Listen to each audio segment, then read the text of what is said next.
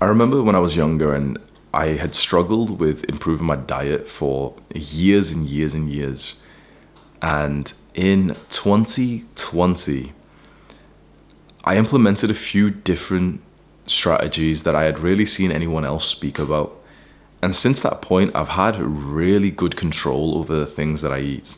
And to put this into perspective, like for most of my childhood and teenage years, I was kind of like a locust. Like I kind of had like the munchies, but without smoking weed, where I'd eat like the random, like, the back of the cupboard snacks that had been there and they would pass their like expiration date. I was eating that. I had this like weird drain of willpower where I'd be in the store and I'd be holding up like two different snacks and I couldn't decide which one. And, like I didn't know which one to eat. It was like such a big decision for me. Like it was so important to know which snack was the right one for me to maximize pleasure. And I'd easily eat like the entire big, not the small ones, but the big bag of like Doritos and sweets and all that stuff. The strategies that I implemented to improve my diet forever, there's two things that I did. The first one was meditation. So I started to meditate daily. And what meditation will do for you in terms of your diet is that it will make it seem like the moments, like the instance when you cheat on your diet is delayed. So what I mean by this is, let's imagine like you've never meditated, and let's say that I click my fingers and give you 3 months of meditation experience for free. What will happen is the next time you're about to cheat on your diet, you'll look at the snack that you usually do, and instead of grabbing it whilst your brain is AFK and eating it whilst you're getting negative thoughts about yourself, it's kind of like you have this like gap of intellect. That's a really good phrase. Meditation gives you a gap of intellect in when you make decisions, and you stop making decisions based on emotion and you start making them on intellect, on like a prefrontal cortex. That's kind of like the part of your brain that really understands things like society and laws and regulations and goals and values. So this isn't actually bro science, but when you meditate, your prefrontal cortex, like the front part of your brain, the most advanced part of your brain, it literally gets bigger.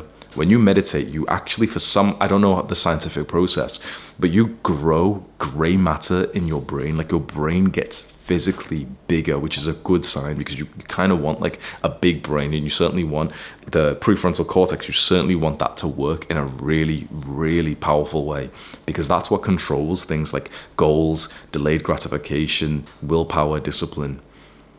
That gap of intellect will be your friend, because when you go and to a restaurant, or when you go to work or school and there's someone who's giving you something, or you got some food in the house, it's like the intelligent part of yourself is louder and able to say, oh no, but if I have that, I won't hit my goals. So what I'll just do to make this easier is I'll go and eat that healthy thing which satisfies me usually anyway. Instead of like your desperate monkey mind saying subconsciously, eat it, because if you don't, someone else will eat it. And you remember how one of your siblings used to always eat your favorite snack, so eat it right now, secure the calories. You remember how we used to get beat as a child, and so we're traumatized and we're constantly feel unsafe. Eat it, secure the calories, because you might die otherwise. That's like the insecure monkey primal part of our brain. And that's actually, if I may get deeper into this video, that's why you struggle with your diet. I can assure you it's because of childhood trauma. I have never met anyone who has problems with their diet who was not traumatized as a child. And trying to fix the problem at the level of the problem, so trying to fix your diet with dieting tactics, with watching these fitness YouTubers, with tracking calories and all that stuff, it's a surface level remedy. It's putting a band-aid on a gash. Because you need to figure out why this is happening in the first place, not just how to try and overcome it, watching some cute fitness influencer talking about, how to like eat cleaner or something. This is coming because you stay in a state of pain and a lack of safety and anxiety because you were hurt as a child. The love that your parents gave you wasn't consistent enough, and that's put you into this like fight or flight, like PvP enabled mode. And when you're in this mode, you can't delay gratification that much. You can't like think for the future because you're constantly in this state of worrying about now. This is why you're probably struggling with your diet. And I'm sure there's someone watching this who is struggling with their diet, but they're like, they weren't traumatized as a child. That can happen. But if you're actually being honest, like, you probably had some bullshit going on. The way that your parents raised you probably wasn't good enough. They never read a book on parenting before they had children, which, you know, not most people don't, which is a bit stupid. It's a multiple year long journey to overcome that childhood trauma. I've been doing it myself, so I will just quickly tell you over the last few years what has helped me the most.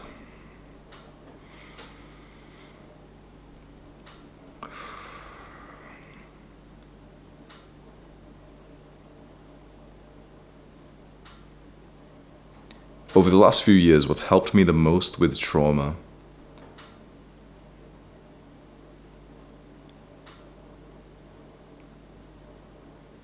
the biggest thing I can tell you, breathing.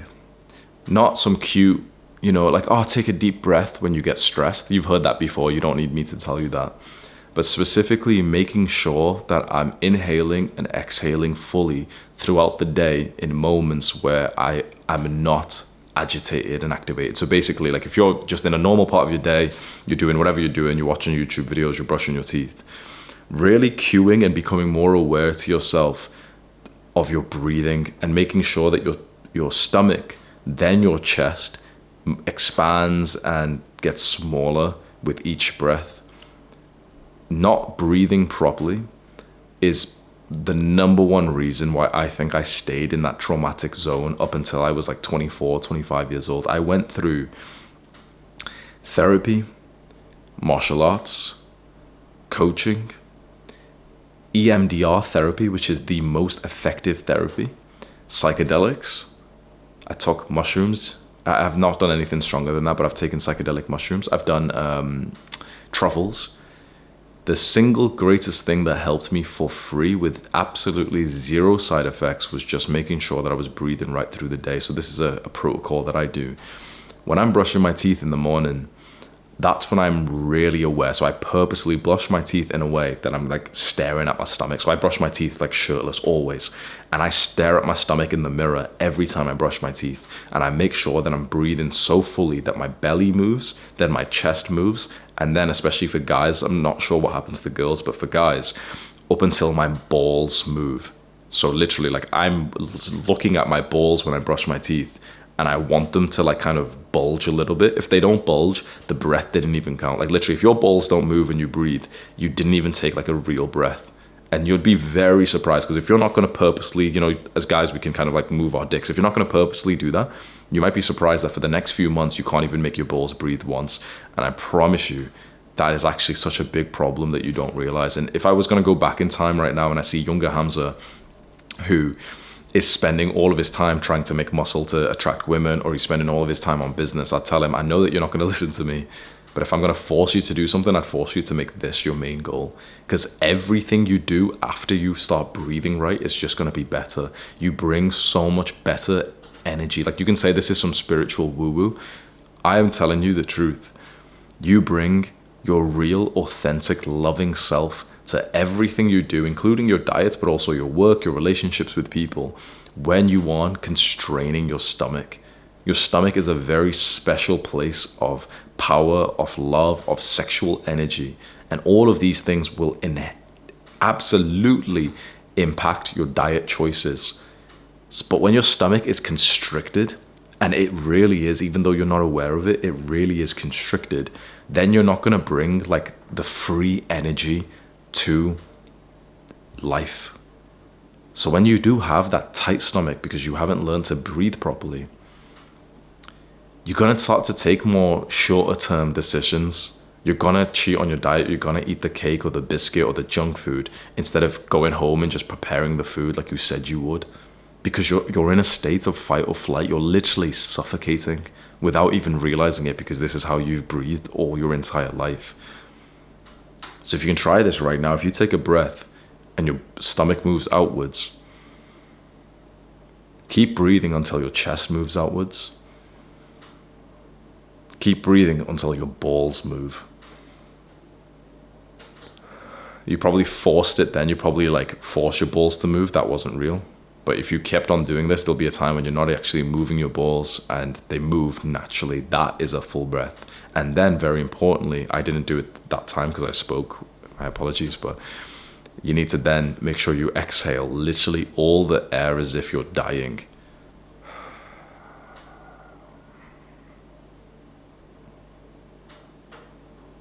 There's almost like a little bit you've got to push out. I know that this wasn't what you were expecting in this video, and you probably wanted some like basic surface level advice. You probably knew that you weren't going to get that from me, and I was going to say some weird shit like breathe into your balls. But this will actually help you a lot more. Like those fitness pieces of advice, tracking your macros and everything, that stuff's really cool. But if you don't have the foundation of your health, which is your breath, trying to do any kind of like random tactic of weighing your food on MyFitnessPal is not going to help you. Even if it helps you, like imagine you do it perfectly with perfect consistency and you lose the weight, congratulations. You've lost the weight, but you're still not even alive. Okay, you've got a six pack, but you're not even breathing. You've got a six pack and your dick is inside of a girl right now, which was your ultimate goal. You're not even breathing or enjoying yourself. Your mouth breathing there. If you saw a video of yourself, you'd be there, like basically like dead inside, mouth breathing whilst you're fucking this girl that you prized yourself on. Chasing after all of these real world accomplishments, including like the improvements of your diet, especially because most likely you're doing it for a shallow reason, because you just want to get laid or you want to attract the opposite sex. That's not shallow, actually. I won't lie to you. It's not shallow. That's actually a very like primal, huge desire. But whatever you're improving your diet for, is it not for health and a better life? And you can shortcut that by making sure you breathe right. And then I promise you, when you take a deep breath, when you are encountering a moment of cheating on your diet and you're in the kitchen and you see that thing that you've always cheated on your diet with in front of you and you just breathe all the way fully, you'll have this like calm serenity. You'll have this moments of intellect. And that will really help you. Then I want to give you another piece of advice, which is actually diet focused. So I apologize if this is just all you wanted to hear was like specific diet. Tell me what to eat. I'm not going to tell you what to eat because when you look online, you know this, there's a lot of different information isn't there? And so one of the hardest parts of improving your diet for you has been that everyone is disagreeing with each other. And so if we looked at your diet history, we'd see that you had tried like 20 different things over the last few years, right? Maybe even 100 different diets, foods, this fasting protocol, this thing. None of that is infinite or sustainable. And it's kind of like being a shit entrepreneur where you just keep trying a business model, new business model. You're gonna make no progress, right? It's better to have like a crappy business model. It's better to have kind of like a crappy diet, but be able to sustain it forever and then keep making small 1% improvements to it. What no one online is going to tell you, none of these fitness guys and everything is, truthfully, you can become healthy with virtually any of the diets that people talk about. You just have to follow like one golden rule. And the golden rule, don't eat shit. That's the one rule if you want to have a healthy diet. Don't try and restrict yourself. Don't even go on the carnivore diet. So often I'll go on the carnivore diet where I'll literally just eat meat. It's a very restrictive diet. I have the discipline to maintain that, but many people don't, which is fine. What I would say to you, what I would recommend to you, imagine you were like asking me for advice personally and I was at your house and you were telling me, okay, this is the diet you're trying right now. You're going to have like this shot of apple cider vinegar because some YouTuber said it was good. And then you're going to fast for 16 hours and then you're going to do this. What I would tell you is, first of all, let's throw away all the food that you've got in here because it's all rubbish. Eat the kind of diet that you could eat every single day for the rest of your life, like the foods that you could eat. So if I'm saying, okay, there's some people who literally eat only meat. There's some people who literally eat only vegetables. If you would find that hard to sustain because you want vegetables and meat, then just eat both. Don't overthink it because dieting is hard enough and like without getting to this extreme level.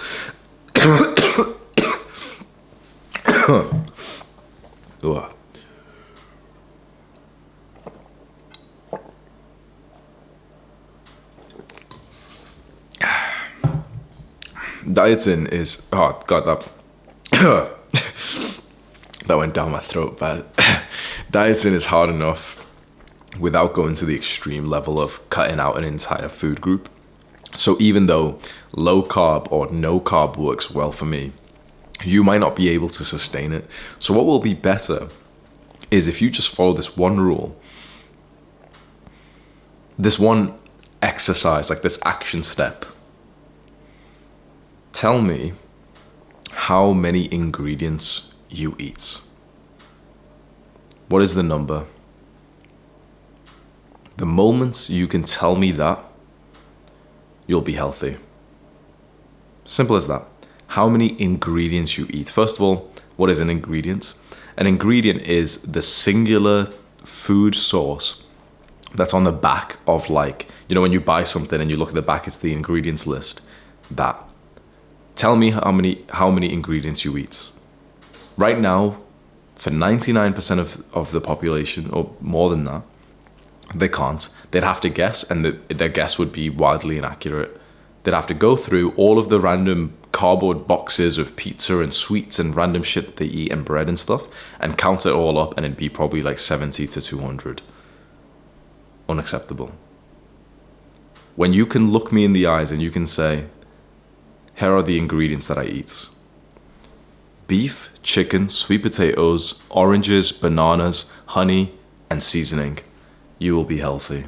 When you can literally like spout out a list, not of foods, not of meals, but of ingredients, of literally the pure, like, singular food source, then you'll be healthy. This is the golden rule. So how many ingredients do you eat? You can go and find out. You could go and find all your meals right now, see what the ingredients are. And you might be surprised that random, like, chicken salad that looks kind of healthy, or the chicken sandwich or something that you might get at work or school. And you look at the back and it's like, it's got 50 random fucking ingredients. And you're like, what the fuck is an emulsifier? Half of these words you don't even know, you've never read before. And they're not even a real food source. It's some random shit that's been put in there to make it easy for, like, normies to eat. But when you can literally think to yourself, okay, you know what? I'm going to start from the baseline, and I'm going to start with just a few ingredients. I'm going to have a carb source, rice or sweet potatoes. I'm going to experiment and see which one's better for me. And now I'm just going to have, like, sweet potatoes seems fine for me. I'm just going to have a fuck ton of them every day. So I personally have, like, just under a kilogram of sweet potatoes every day. Feels awesome. I'm strong as fuck in the gym now. Sweet. Sometimes I'll go on to carnivore and I won't eat any plants. I won't eat any vegetables. But when I'm really into the gym, then I'll eat sweet potatoes. I'll eat like a kilogram of it a day. And I hit PRs every workout. Like, when I really enjoy my workout, that's when I start doing. Then I also have beef. I have chicken. Sometimes, very rarely, I'll have like a different meat, like lamb. I have butter. I have kefir, which is kind of like raw milk. And then I have fruit. The seasonings I have are basic as well. I don't even have like any kind of like Middle Eastern style seasonings, because they often upset my stomach. I have salt, I have pepper. That's about it. I can look you in the eyes and I can tell you my list of ingredients.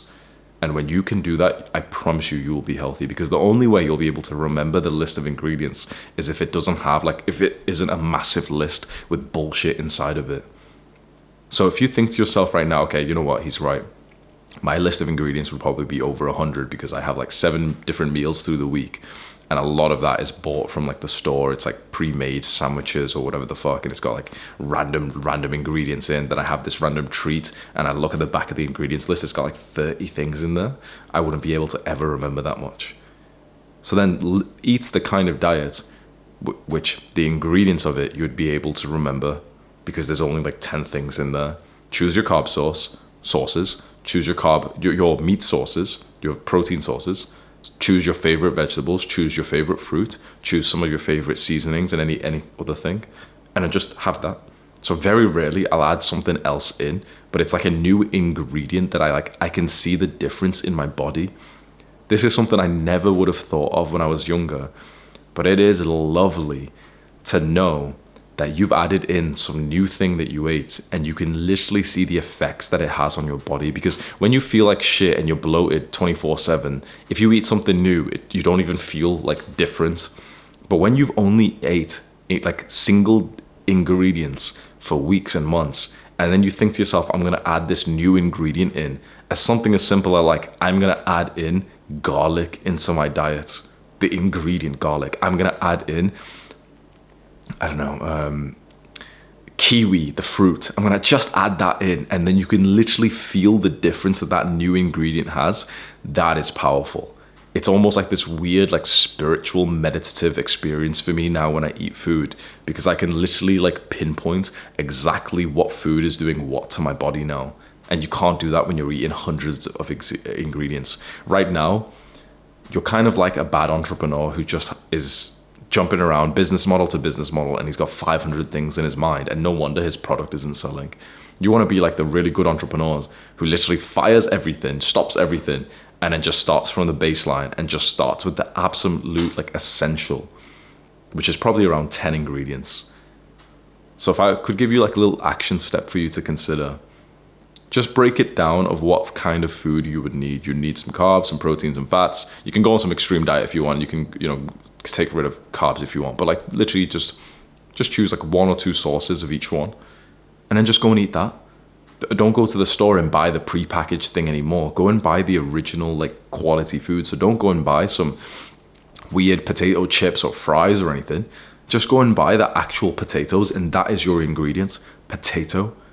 Don't go and buy some like, you go to the frozen aisle, it's in the cardboard, and there's something that requires like some fish or some chicken, and it's got bread in thing, and you read at the back of it and it's got like 30 different ingredients with a bunch of random chemicals. Just go and buy the chicken breast. When you buy something like that, it doesn't even have an ingredients list because there's just one thing in there. It's just chicken breast. Just go buy that and just go cook that. So imagine if your diet goes down from all this massive list that you're eating, which is too big for us to even like think of, to just like chicken breast, potatoes, bananas, butter, salt, some other seasonings if you want, peanut butter, and nuts. You would know exactly like you would feel so clean. When I do this, it's like I feel like I've got a superhuman brain and body compared to what I felt like my entire life. And that's priceless, because actually having like a brain and body that works and is optimized, that's your vessel for this world. So anything that can improve that is very valuable. I hope this video helps you. If it does, then make sure you smash the like. I'm joking.